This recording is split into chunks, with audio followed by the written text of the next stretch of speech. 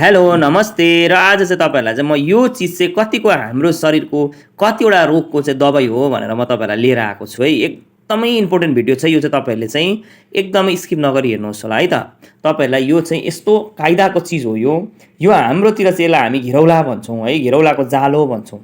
तपाईँहरूले चाहिँ के भन्नुहुन्छ ठाउँ अनुसारको नाम हुन्छ। तपाईँहरूलाई याद छ उहिले उहिले मान्छेहरू चाहिँ 1 महिना, कोही 15 दिन, कोही छिट्टो भनेको हप्ता दिनमा नुहाउनुहुन्थ्यो र पनि उहाँहरूलाई खुज्लीहरू त्यस्तो चिलाउने घाउ, यस्तो फोका निस्किने, यस्तो के भन्छ बिरबिर फोका निस्किनेहरू एकदमै कम्ती, एकदमै रियर हुन्थ्यो।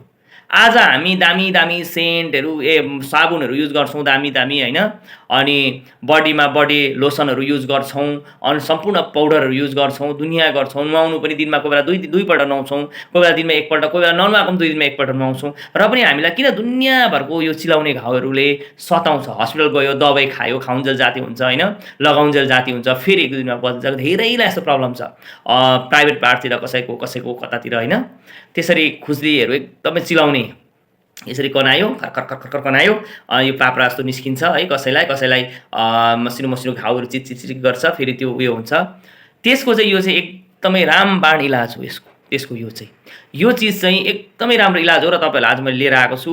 यो घिरौलाको चाहिँ जब तपाईँहरूले घिरौला फल्छ, फलेर जब सुकेपछि यसको बाहिर बोक्रा लागेको हुन्छ है, लिएर आउनुहोस्, त्यहाँ त्यो बोक्रा सबै उक्काउनुहोस्। बोक्रा उक्काएपछि यहाँभित्र चाहिँ एउटा चिप्लो पदार्थ जस्तो आउँछ, त्यसले चाहिँ मजाले नुहाउँदाखेरि चाहिँ त्यसलाई यसरी घोटी मजाले नुहाउनुहोस्। नुहाएर फर्स्ट टाइममै तपाईँहरूले अनुभव गर्नुहुनेछ यो कस्तो के हो भनेर। त्यसरी तपाईँले कन्टिन्यू 3-4 दिन नुहाउनुहोस्, तपाईँलाई कति आराम हुन्छ, तपाईँलाई 90% आराम भइहाल्छ। तपाईँले घरमा यो कन्टिन्यू युज गर्नुभयो भने तपाईँलाई यस्तो खाज खुज्लीहरू एकदमै हुँदैन, 100% हुँदैन। अनि तपाईँहरूले यो बजारमा पाइन्छ, या तपाईँहरू गाउँ बस्तीतिर छौँ, गाउँ बस्तीतिरै हुन्छ, बजारको एरियामा बजारमा पाइन्छ होइन।